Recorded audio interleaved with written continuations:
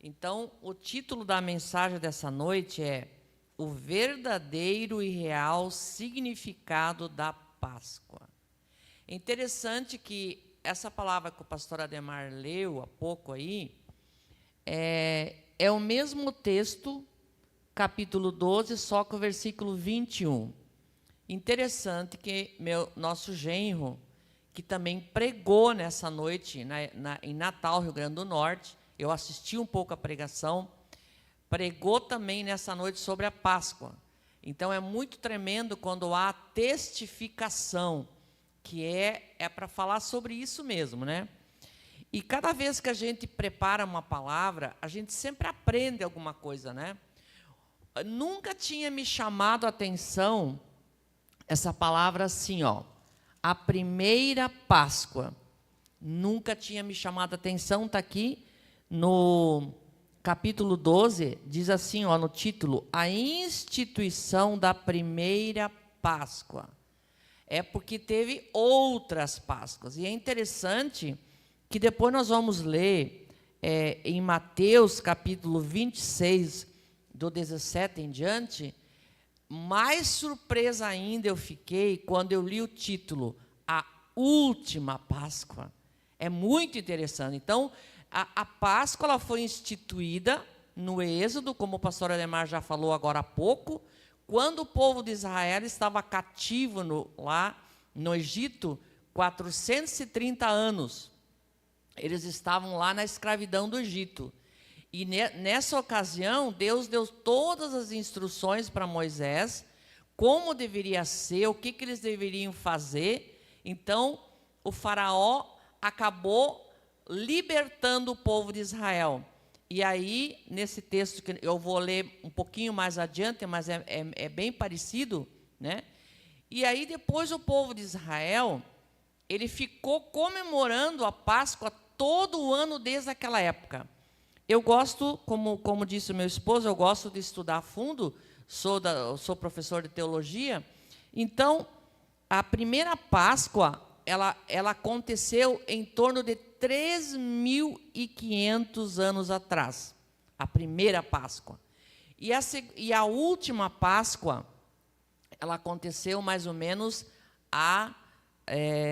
depois aqui, se nós formos ver, 2.000 anos, porque Jesus nasceu e começou a obra dele na terra aos 30 e foi até aos 33. E nós estamos em 2024. E ali tem uns erros, nunca dá para afirmar, mas é em torno, de 2.000 anos que o título diz ali a última Páscoa.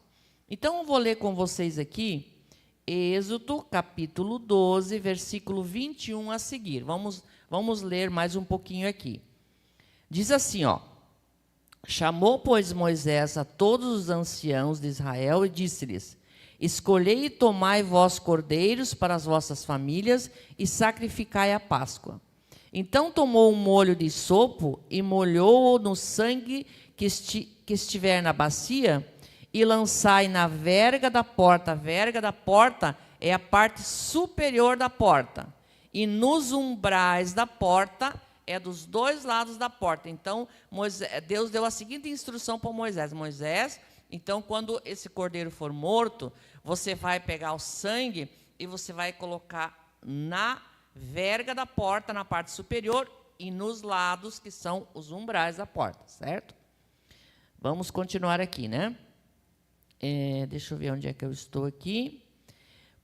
Porém, nenhum de vós saia da porta da sua casa até de manhã, porque o Senhor passará para ferir aos egípcios, porém, quando vir o sangue na verga da porta em ambas as ombreiras, o Senhor passará aquela porta e não deixará o destruidor entrar em vossas casas para vos ferir. O 24, Êxodo 12, 24. Portanto, guardai isto por estatuto para vós e para vossos filhos para sempre. E acontecerá que quando entrares na terra que o Senhor vos dará, como tem dito, guardarás este culto. Então, queridos, aqui, o pastor leu um pouco antes, isso aqui está praticamente repetindo, com mais algo importante. Então, é muito tremendo, queridos. Nós vamos falar depois da última Páscoa. O sangue do Cordeiro, naquela época, já era uma tipologia de Jesus. Jesus, na Páscoa atual, né, ele morreu na morte de cruz para nos libertar e para nos salvar. Naquela época, foi morto um cordeirinho, né? E o sangue, ele representa proteção, queridos. É muito tremendo isso, né?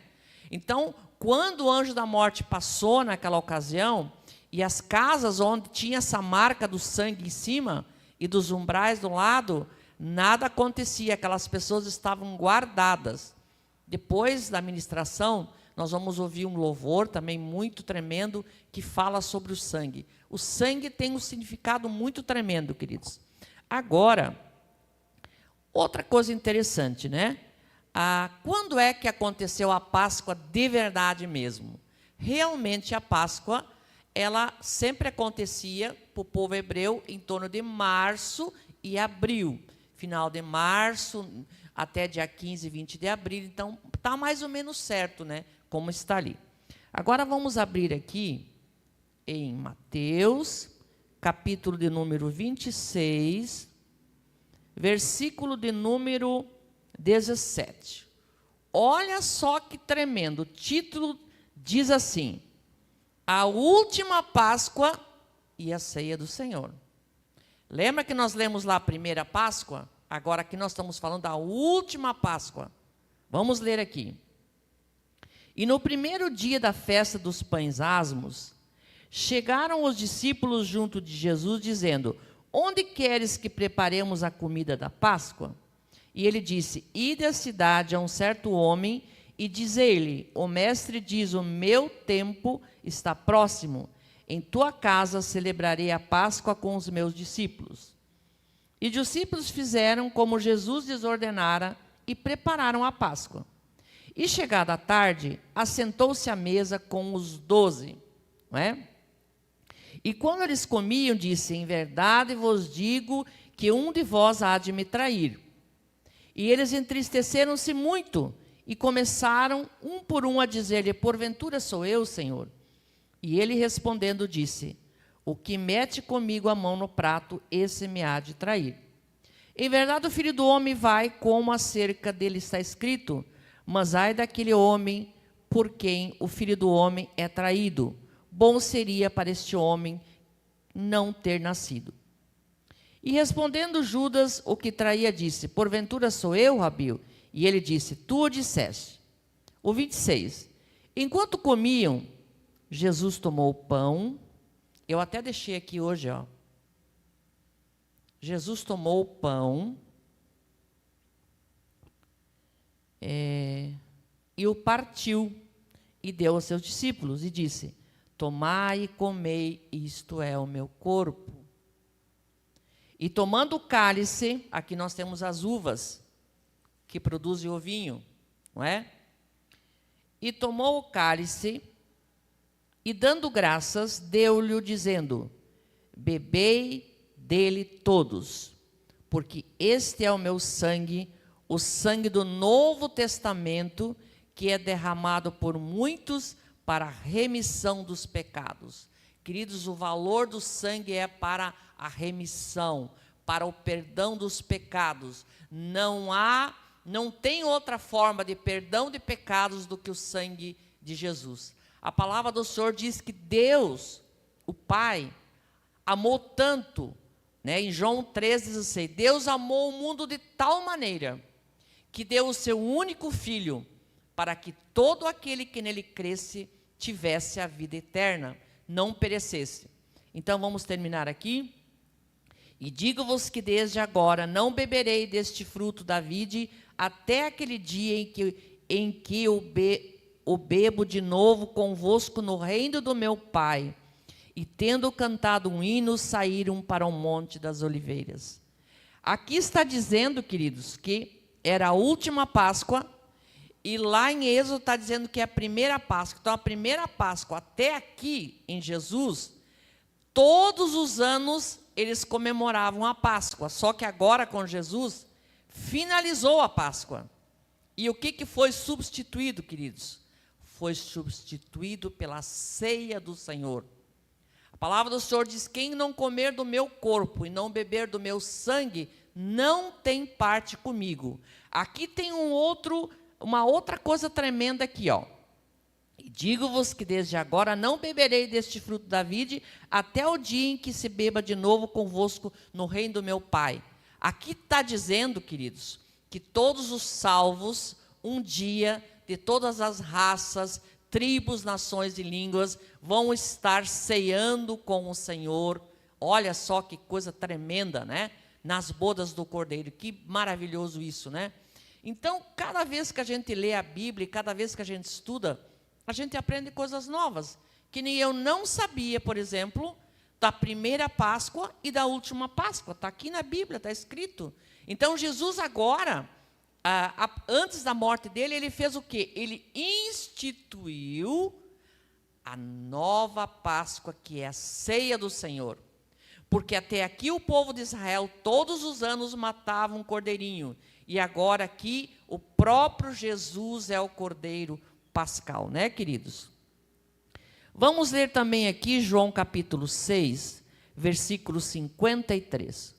João capítulo 6, eu acho até que eu já falei essa palavra.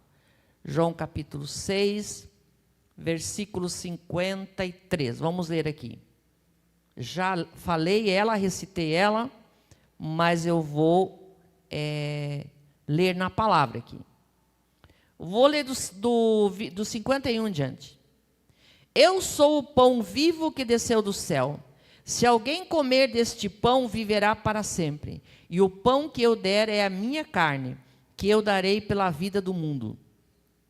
Disputavam, pois, os judeus entre si, dizendo: como pode dar a sua carne de comer? E Jesus, pois, lhe disse: na verdade vos digo que, se não comeres a carne do Filho do Homem, não beberes o seu sangue, não tereis vida em vós mesmos. Quem come da minha carne e bebe do meu sangue, tem a vida eterna. E eu o ressuscitarei no último dia. Porque a minha carne verdadeiramente é comida e o meu sangue verdadeiramente é bebida. Quem come a minha carne e bebe o meu sangue, permanece em mim e eu nele. Então Jesus aboliu a Páscoa e instituiu a ceia do Senhor, através, um pouco antes, né, da morte dele, morte de cruz, né, queridos? É muito tremendo, queridos, porque Jesus mudou a era, as épocas. A importância do Senhor é muito grande. Essa morte de cruz, o nascimento dele. A Bíblia no Antigo Testamento, que não dá tempo para nós ler, não daria, não tem necessidade, aparecem 10 passagens claras de profetas, de Davi, que falou que tudo isso que aconteceu com Jesus realmente já foi proferido e profetizado, que isso aí estaria acontecendo. Então, o único túmulo vazio é o de Jesus. Ele ressuscitou e está hoje à direita do Pai. Ele não está mais morto. Queridos, e foi algo tão tremendo que quando Jesus entregou seu espírito, quando ele rendeu o seu espírito, ele disse ao Pai: eu me rendo, eu mesmo entrego o meu espírito. E quando ele morreu naquela cruz, primeira coisa que aconteceu, queridos, foi o véu do templo rasgado de cima a baixo. E o segundo episódio que aconteceu foi que foram vistos sepulcros, porque veio um grande terremoto, e esse terremoto abriu os sepulcros, e muitas pessoas que já tinham morrido, né, ressuscitaram naquele dia. Então foi o maior acontecimento de toda a história, foi esse acontecimento, né? Foi muito, muito, muito grande, né? Então mudou a era, mudou a era. Depois que Jesus morreu, ele ficou 3 dias na terra, né? Depois ele ressuscitou, ele ficou 40 dias ainda aqui, com os discípulos, ensinando os discípulos. Depois, queridos, Jesus subiu ao céu. e foi visto por 500 pessoas. Queridos, 500 pessoas viram Jesus subir ao céu com os seus próprios olhos. Eles olharam assim, 40 dias Jesus ficou com os discípulos. Os discípulos ficaram muito tristes com a morte dele, e Jesus ficou ali, comeu peixinho com eles, e foi dando instruções para eles, falou com Tomé, falou especialmente com Pedro, né? Disse para Pedro: Pedro, tu me ama? Então, 3 vezes ele falou para o Pedro: cuida das minhas ovelhas, cuida dos cordeirinhos. Se realmente você diz que me ama, então você cuida das ovelhas, né? Então, queridos, depois que Jesus subiu, 500 pessoas viram que ele subiu. Quer dizer, não tem como. E ali no finalzinho de Lucas, também fala, né? Vamos abrir aqui, vamos voltar um pouquinho. Lucas, capítulo de número 24. Mateus, Marcos, Lucas, né? Lucas, capítulo 24, versículo 35. Vamos ver o que fala esse texto aqui. É o finalzinho de Lucas. Olha as últimas instruções do mestre. O que ele falou para eles, né? Vamos ver aqui. Aparição de Jesus para os 12, né? É muito importante esse texto, por isso que eu vou ler todo ele. E falando essas coisas, o mesmo Jesus se apresentou no meio deles e disse: paz seja convosco. Imagina o susto. Eles estão lá, tristes, né, preocupados, e alguns, que nem os discípulos de Emaús, e de repente Jesus, espírito, entra pelas paredes e começa a conversar com eles. E eles, espantados e atemorizados, pensavam que vinha algum espírito. E eles disse: por que estáis perturbados? Por que sobem tais pensamentos em vosso coração? Vede as minhas mãos, os meus pés, que sou eu mesmo, tocai e vede. Pois um espírito não tem carne nem ossos, como vedes que eu tenho. E dizendo isso, mostrou-lhes as mãos e os pés. E não crendo ainda, por causa da alegria, estavam maravilhados, disse-lhes: tendes aqui alguma coisa de comer? Olha só, imagina a alegria deles, né? Então eles apresentaram-lhe parte de um peixe assado e um favo de mel, o que ele tomou e comeu diante deles, e disse-lhes: são estas palavras que vos disse, estando ainda convosco. Convinha que se cumprisse tudo o que de mim estava escrito na lei de Moisés, e os profetas e os salmos, como já falei antes, 10 passagens claras de que esse Jesus iria nascer, e tudo que era para acontecer, né? O 45. Então abriu-lhes o entendimento para compreenderem as Escrituras, e disse-lhes: assim está escrito, e assim convinha que Cristo padecesse, ao 3º dia ressuscitasse dos mortos, e em seu nome se pregasse o arrependimento e a remissão dos pecados em todas as nações, começando com Jerusalém. E desde lá, queridos, o evangelho está sendo pregado em todas as raças, tribos, nações, línguas. Em Jerusalém, na Judéia, na Samaria e até os confins da terra, o evangelho tem sido pregado. E dessas coisas, vocês são testemunhas. Jesus falando: e eis que sobre vós envio a promessa do Pai. Ficai, porém, na cidade de Jerusalém, até que do alto sejais revestidos de poder. E levou-os fora até Betânia, e levantando as mãos os abençoou. E aconteceu que, abençoando-os eles, se apartou deles e foi elevado ao céu. E adorando, eles tornaram-se em grande júbilo para Jerusalém, e estavam sempre no templo, louvando e bendizendo o nome do Senhor. Em Atos dos Apóstolos, a palavra do Senhor fala, em Atos 1:8, e recebereis poder ao descer sobre vós o Espírito Santo, e sereis minhas testemunhas em Jerusalém, na Judéia, na Samaria, até os confins da terra. Depois desse evento extraordinário, de Jesus andar com eles 40 dias, e subir aos céus, e ser visto por 500 pessoas, eles ficaram reunidos, os discípulos, Não só os 12. A Bíblia não diz quantos. 120, né? Em algum lugar fala. Eles ficaram reunidos, queridos, orando e jejuando num lugar, num cenáculo. Cenáculo no primeiro andar dessa casa. Eles ficaram reunidos 10 dias. Porque Jesus disse, vocês fiquem em Jerusalém até que vocês sejam revestidos de poder. E eles ficaram orando, de repente, começou aquele barulho, aquele fogo, e desceu sobre aquele lugar. E todos foram cheios do Espírito Santo e falaram em outras línguas. E o Espírito Santo, aquele que Jesus falou, que eu quero ler, vai dar tempo essas duas palavras, que Jesus falou que ele enviaria o Espírito Santo, que eles não ficariam só. Então hoje, queridos, Jesus está à direita do Pai, mas aqui na terra está o Espírito Santo nos convencendo do pecado, da justiça e do juízo, até que um dia, quando a igreja for arrebatada, o Espírito Santo vai se retirar. Vamos lá então, rapidinho, eu quero ler aqui, deixa eu ver onde é que estão essas palavras aqui,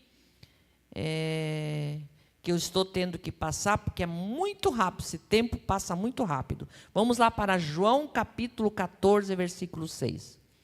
João, aquele que deitava no peito de Jesus. João capítulo 14, versículo 6. Vamos ver aqui, diz aqui. Muito tremenda essa palavra aqui. E disse-lhe Jesus, eu sou o caminho, a verdade e a vida, ninguém vem ao Pai senão por mim. Para a gente ir até Itajaí, nós temos duas estradas. Nós podemos ir pela BR 470 ou podemos ir pela Jorge Lacerda, né? Não sei se tem outro caminho, mas eu conheço esses dois caminhos. Mas aqui o próprio Senhor falou que só existe um caminho para chegar até Deus. Não tem mais caminhos. Eu sou o caminho, a verdade e a vida. Ninguém chega ao Pai senão através de mim. Então, hoje o Espírito Santo está ali convencendo pessoas de todas as tribos, de Blumenau, de todos os bairros, do Brasil, do mundo. Ele está convencendo. Convencendo do quê? Que Jesus veio à terra, né? Morreu, ressuscitou, está à direita do Pai.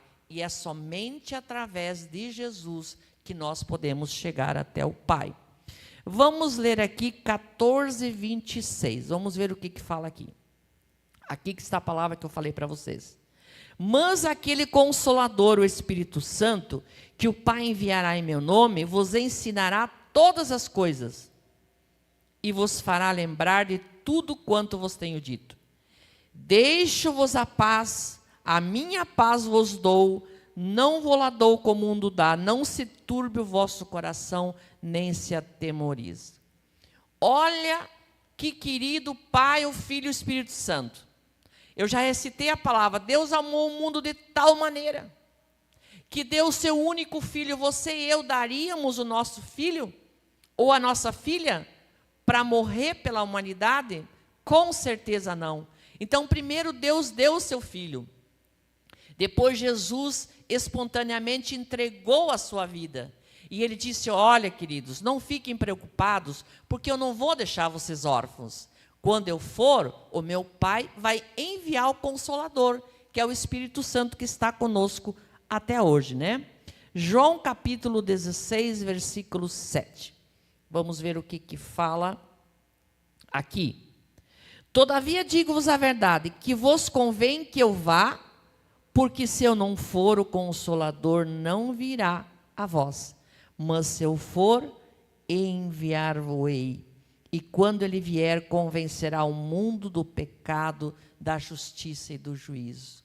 A Trindade, Deus Pai, Deus Filho e Deus Espírito Santo. Hoje está o Espírito Santo aqui na terra, nos convencendo dos nossos erros. O que nós precisamos fazer? O que eu preciso fazer?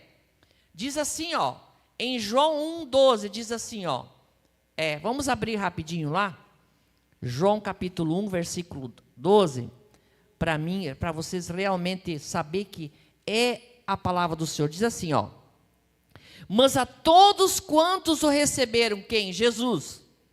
Deu-lhes o poder de serem feitos filhos de Deus, a saber, os que creem em seu nome.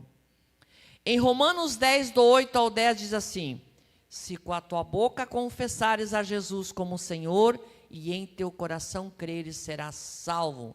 Em Apocalipse diz: eis que estou à porta e bato. Se alguém abrir a porta do seu coração, eu e o meu Pai entraremos e fazemos morada, queridos. Então, é isso que nós temos que fazer. É isso que nós temos que fazer nesses dias. Por tudo que o Senhor fez por nós. Ele morreu. O Pai deu o que Ele tinha de melhor, seu Filho. Jesus deu a sua vida. E o Espírito Santo aqui está na terra para convencer. Queridos, eu tenho ouvido testemunhos lindos, maravilhosos, de o Senhor tocar em pessoas através de sonhos, visões, em todo o mundo, porque são os últimos dias, queridos. A porta da arca ainda está aberta. Ainda dá tempo do quê? De nós confessar Jesus como nosso Senhor e Salvador, batizar nas águas do batismo, congregar numa igreja. Deus, através de Jesus, dos apóstolos, a igreja de Jesus foi instituída na terra. E a palavra do Senhor diz assim: onde tiverem 2 ou 3 em meu nome, ali eu estarei. E precisamos congregar. E eu já vou estar finalizando daqui a pouquinho, porque eu não quero atrasar o final, mas o horário passou voando. Queridos, eu tive uma experiência essa semana muito tremenda. Deus fala muito comigo através das plantas. E eu tinha um pezinho de tomate, que eu olhei para ele assim, ele estava caído para baixo, mas ele estava totalmente verdinho e com saúde. E eu olhei assim para esse pezinho, ele estava no lugar errado. Ali ele não podia dar, eu tinha que tirar ele dali. Queridos, ele estava preso só por uma tirinha assim, mas ele estava vivo. Eu peguei ele, com todo carinho, removi ele, plantei num outro lugar, bem fundinho, coloquei água, e ele está lá assim, ó. Ele ainda não, eu não sei se ele vai voltar a viver. Ele estava preso bem pouquinho. O Senhor me deu um grande ensinamento a respeito disso. E eu vou finalizar essa noite falando sobre isso. Precisamos congregar. Precisamos ter uma igreja onde nós vamos congregar.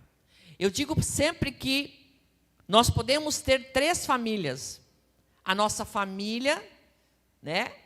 Nosso pai, nossa mãe, nosso cônjuge, nossos filhos. É tremendo, né, estar em família.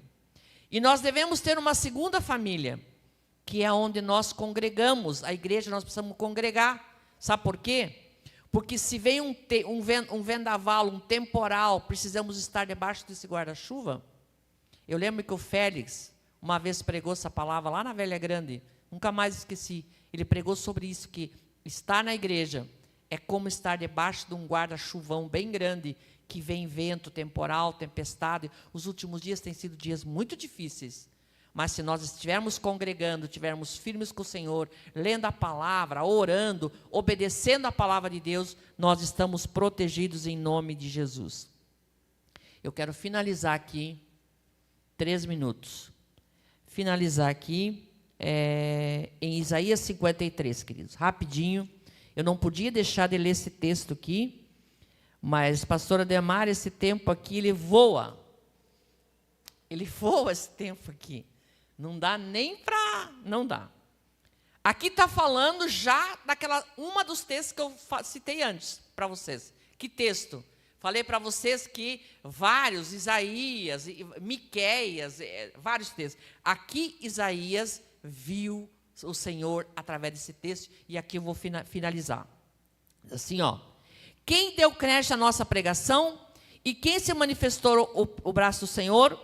Porque foi subindo como um renovo perante ele, como a raiz de uma terra seca, não tinha aparência nem formosura, e olhando nós para ele, nenhuma beleza vimos para que o desejássemos. Está falando de Jesus agonizando na cruz por tudo que ele passou aqui. Olha só, era desprezado e o mais indigno entre os homens, homem de dores, experimentado nos trabalhos, e como um de quem os homens escondiam o rosto, era desprezado e não fizemos caso algum dele. Verdadeiramente, ele tomou sobre si as nossas enfermidades e as nossas dores levou sobre si, e nós o reputamos por aflito, ferido de Deus e oprimido. Mas ele foi ferido pelas nossas transgressões e moído pelas nossas iniquidades, nossos pecados, queridos. O castigo que nos traz a paz estava sobre ele. Queridos, a tristeza e a angústia que estava sobre ele trouxe paz ao nosso coração. É o que está dizendo aqui. Pelas suas pisaduras fomos sarados. Todos nós andávamos desgarrados como ovelhas. Cada um se desviava pelo seu caminho, mas o Senhor fez cair sobre ele a iniquidade de todos. Ele foi oprimido, mas não abriu a boca. E como um cordeiro foi levado ao matador, e como ovelha muda perante seus tosqueadores, ele não abriu a boca. Queridos, e aqui continua mais um pouco, se você quiser depois ler todo o texto de Isaías 53. Eu quero agora colocar um louvor, né? Colocar um louvor, para nós não atrasar, e o pastor Ademar vai fazer aquela oração. Se alguém que tem o pedido de oração para fazer, já pode colocar o nome lá, que o Eduardo, que está assistindo o programa hoje, já vai colocar teu nome lá, e o pastor Ademar vai orar sobre esta pregação que foi feita, e sobre vocês esta noite, em nome de Jesus. Um beijo no coração, né? E vamos a praticar esta palavra que foi ministrada aqui nesta noite, em nome de Jesus.